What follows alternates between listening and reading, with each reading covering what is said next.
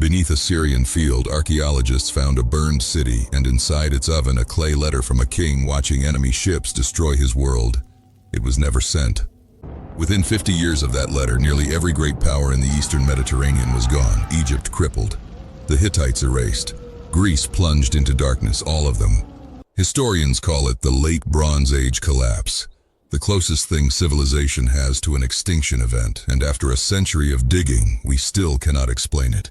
Rewind to 1300 BC and this world looks unstoppable. Egypt, the Hittites, Greece, Babylon, all bound by trade across 3 continents.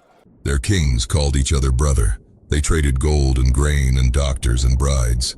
One sunken merchant ship carried cargo from 7 different cultures on a single deck. But everything ran on bronze, and bronze needs tin.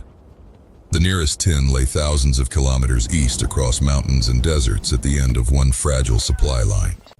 Every sword, every plow, every empire depended on that line holding. It had held for 3 centuries, and absolutely nobody anywhere had a backup plan. Around 1200 BC, the weather turned.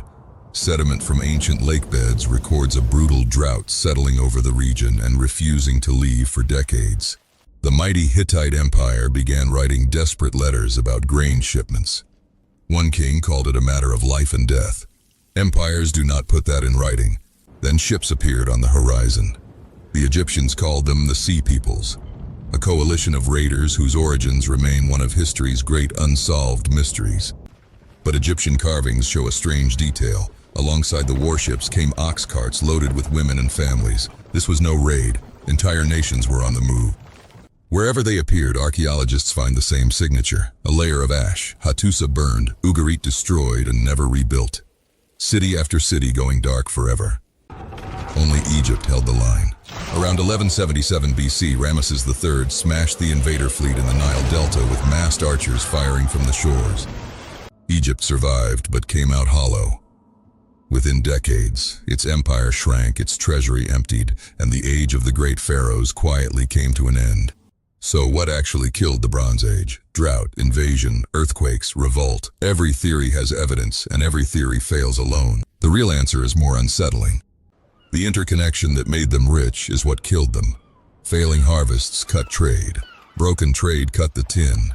And no tin meant no bronze. The collapse cascaded through every kingdom at once because every part of the system was load-bearing.